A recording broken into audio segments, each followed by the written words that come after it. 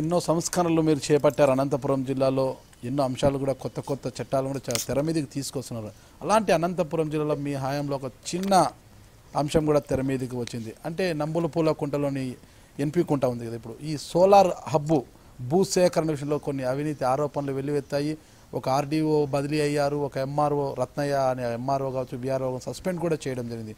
ఇంతకు అసలు అవినీతి ఆరోపణల సంగతి ఏంటి, ఇది ఏం జరిగిందంటారు? నంబులపూలి కుంటలో సోలార్ ప్రాజెక్టు వాళ్ళు 6500 ఎకరాలకు ఎన్టీపీసీ వాళ్ళు రిక్విజిషన్ ఇచ్చారు.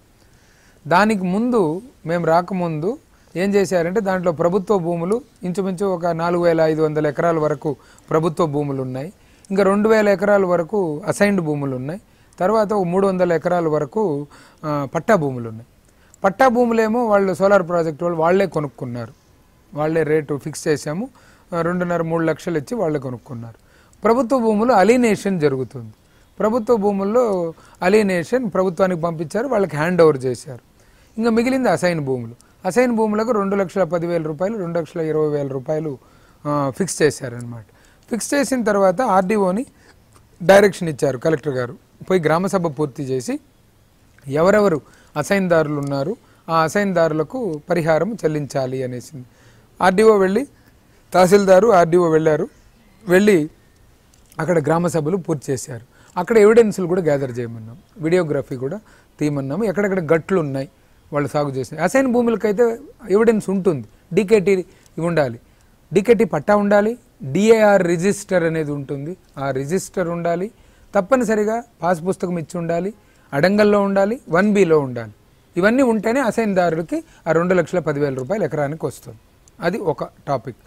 రెండోది ప్రభుత్వ భూములు హ్యాండ్ ఓవర్ చేశారు. దాంట్లో ఆక్రమణదారులు ఒకప్పుడు ఉండేవాళ్ళంట.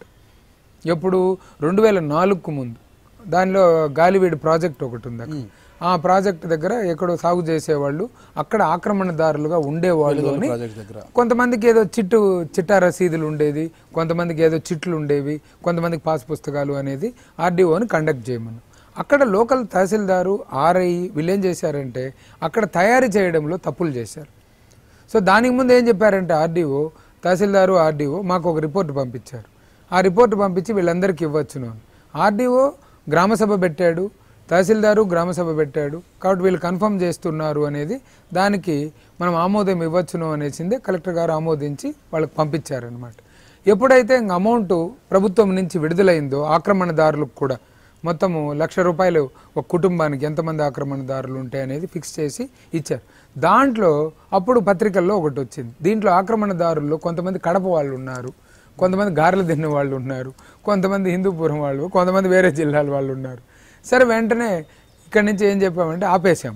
ముందు ఆ అమౌంట్ ఇవ్వకూడదు, తప్పనిసరిగా మొత్తాన్ని వెరిఫై చేస్తాం అని చెప్పి అప్పుడు జాయింట్ కలెక్టర్ 2 ఉంటే జాయింట్ కలెక్టర్ 2 ఖాజాముద్దీన్ ఆధ్వర్యంలో 5 మంది డిప్యూటీ కలెక్టర్లను వేశాం.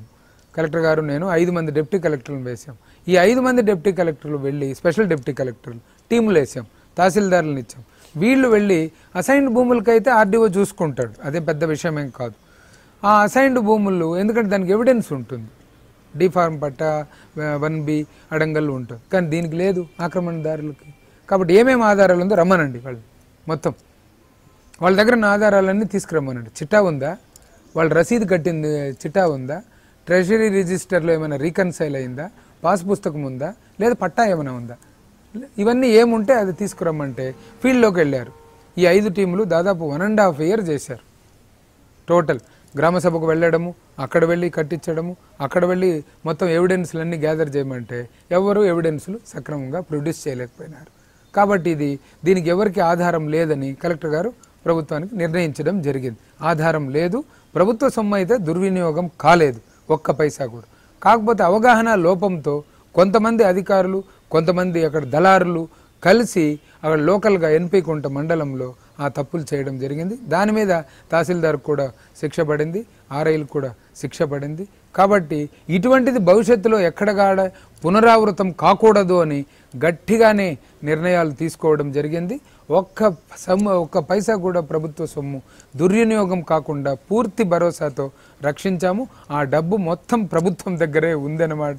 వాళ్ళు ఏ రోజుకైనా సరే ఒక్క ఆధారం చూపిస్తే ఆక్రమణదారుడికి వాడికి పరిహారం వస్తుందన్నమాట. ఆధారం లేకుండా ఆక్రమణదారుడికి ఎటువంటి పరిస్థితుల్లోనూ ఒక్క పైసా కూడా చెల్లించడానికి ప్రభుత్వం నియమ నిబంధనలు లేవన్నమాట. ఎవరైనా ఏ అధికారి అయినా నియమ నిబంధనలకు లోబడే తప్పనిసరిగా పనిచేయాలి. కాబట్టి ఆ తహసీల్దార్ మీద, ఆ రెవెన్యూ సిబ్బంది లోకల్ మీద చర్యలు తీసుకోవడం జరిగింది. ప్రభుత్వ సొమ్ము కూడా పూర్తి స్థాయిలో పరిరక్షించడం జరిగిందన్నమాట. అందరికీ నమస్కారాలండి. నా పేరు లక్ష్మీకాంతం. నేను ఒక ఐఏఎస్ ఆఫీసర్, 2007 బ్యాచ్. నేను ఇప్పుడు జాయింట్ కలెక్టర్గా అనంతపురం జిల్లాలో పనిచేస్తున్నాను. నాగరాజు గారు ఐడ్రీమ్ తరఫున వచ్చి ఈ వ్యక్తిగత విషయాలతో పాటు సంస్థకు మరియు వ్యవస్థకు పనికొచ్చే ఎన్నో విషయాల మీద ఇంటర్వ్యూ చేశారు. కాబట్టి ఈ ముఖాముఖి కార్యక్రమాన్ని తప్పనిసరిగా ఐడ్రీమ్ ద్వారా ప్రసరింపచేయాలని మనస్ఫూర్తిగా కోరుకుంటున్నాను. తప్పనిసరిగా ప్రజలందరూ దీన్ని వాచ్ చేసి తప్పనిసరిగా దీన్ని పాటిస్తారని మనస్ఫూర్తిగా కోరుకుంటున్నాను.